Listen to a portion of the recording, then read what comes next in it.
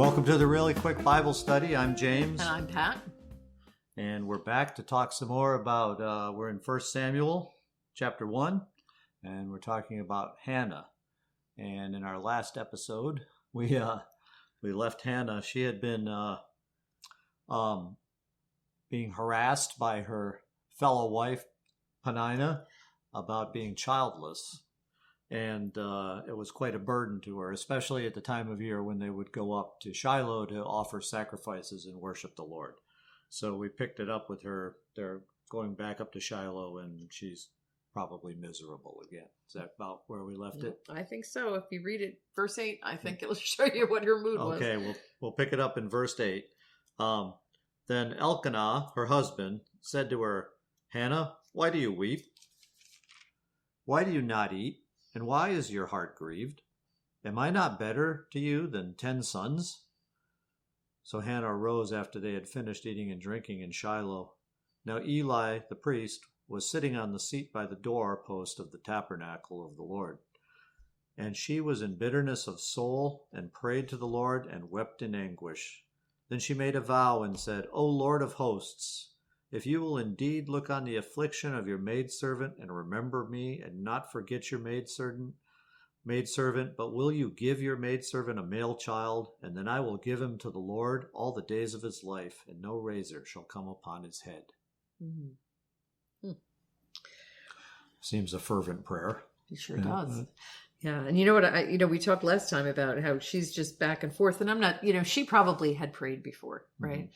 But I mean, this time I think she really turned this over to the Lord, and she's miserable, she's weeping, and just she described herself bitterness of soul and weeping in anguish, But Hannah's coming with a heartfelt prayer to the Lord, and I think it's the important thing is I think maybe she should have done that before in all of the other harassment, because you see how once she prays, it's like the Bible tells us to cast our cares on him because he cares for us. And I think in as much as she is asking for something of God, I think that in the act of asking, it's lifting a burden from her, You think she reached the end of her rope, so to speak, and really just turned it all over in this prayer this time? Because she probably prayed many times. Probably. But I get the sense that this time she really just gave it over to him. Mm-hmm. And as well as the child he would give her, she was willing to give over. And I always used to think in the Bible that if you were in the Bible and it said you prayed, I always thought because you were in the Bible, you were really holy, And everything you said. And everything you said was so perfect, But I, now that when I read the Bible, I look at people and I look at how, human they are. Yeah, really human, And I thought, who knows if she had prayed, she could have been praying diligently because she just wanted to shut up Peninnah and just get a kid. I'm not saying that was the case, but, sometimes you need to think while you're reading through the word and realize, well, they're just people like we're just people, and they have all these can have these human thoughts, right? And they're experiencing the same emotions and the same grief. And so, don't assume that everything is just because she's praying, "Oh Lord," it doesn't mean that she may not have had a lot of impure motives or, frustrations here. Mm-hmm. So, yeah. So she requests this son, and she is ready to give him back to the Lord. And sometimes when we want something really badly, we can make an idol out of it, and it becomes the thing, but it's like she got her eyes back on God, and then the child became, important, but not as important as her cry to the Lord. Right. Yeah. So then she encounters the priest, Eli.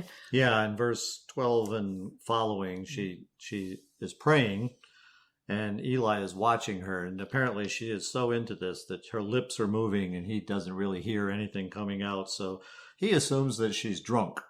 Of course, isn't that what everybody's doing in the tabernacle? Yeah. Yeah. And he asks her, "How long will you be drunk? Put your wine away." And then she protests, and explains, "No, I'm just really sorrowful, and I'm pouring out my soul to the Lord here." And then she said, "I'm just making this request out of my grief, etc." And so Eli answers her and says in verse 17, he says, "Go in peace, and the God of Israel grant you your petition which you have asked of him." And she said, "Let your maidservant find favor in your sight." And so the woman went away and ate, and her face was no longer sad. Mm-hmm. Yeah. Yeah. It is good for our soul. She was in bitterness of soul, but something transpired during this prayer. And I think, we can get so lost in like the moment we are in time, when we are discouraged, when we are depressed, when we are harassed, and when things aren't going the way that makes no sense how we got here, that we can get so caught up in our emotions. But, when we bring it to the Lord, she brought her request to the Lord. And she didn't leave. She wasn't pregnant when she left, right? But she went and went to Shiloh. She came into the tabernacle. She prayed, and then she was in a position that the priest was able to speak over her. Now, granted, he didn't speak such good stuff in the beginning because he thought she was drunk. But he answered her when he found out what her request was. And the high priest held a lot of weight back then, Yeah. And he said, "Go in peace, and the God of Israel grant the petition which you have asked of him." I think in that moment, when you have that kind of confirmation, that I think faith was birthed in her at that moment. She had asked the Lord, but this was because, it says after that, let your maidservant find favor. And then she ate and went her way, and her face, her whole countenance changed. There's something that happens when we hand the stuff off to the Lord. And I just, I just think there's just so many times we can get caught up in where we are now. But, there's always a bigger story than just us. This isn't, no matter what's going on in our life, God is he's working on grander things. He had a plan for Samuel, and I don't know how that all fit in, but, God was fulfilling his purpose as he allowed Hannah to give birth for Samuel too.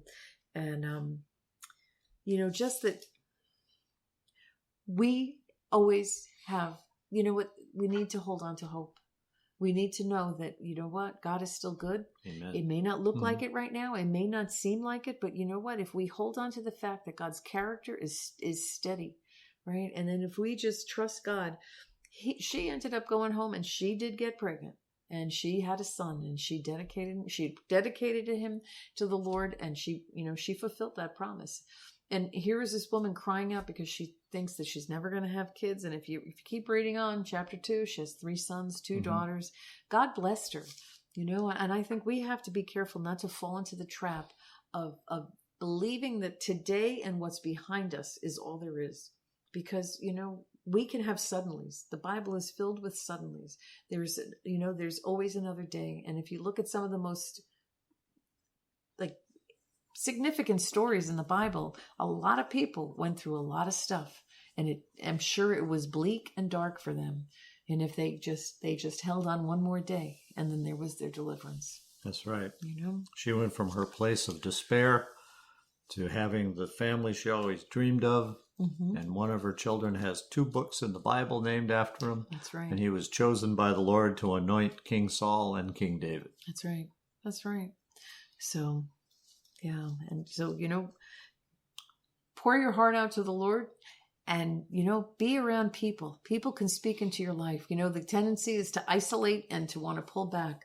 But you know what? Put yourself in a position to hear from God, to hear through people as well. And God used Eli, and God will use people in your life. But you're not going to hear him if you're just hanging out and keep it to yourself. That's a really good word. Yeah. And this has been the Really Quick Bible Study. Be blessed. Stay blessed. Bless somebody. And we'll see you next time. Right, Patty? That's right. Bless you. This Really Quick Bible Study was brought to you by Our Charis Community. Our Charis Community, inviting people into loving community to discover their true identity, purpose, and destiny through the study of God's Word. Write to us at Our Charis Community, Post Office Box 467, Camden, Delaware, 19934.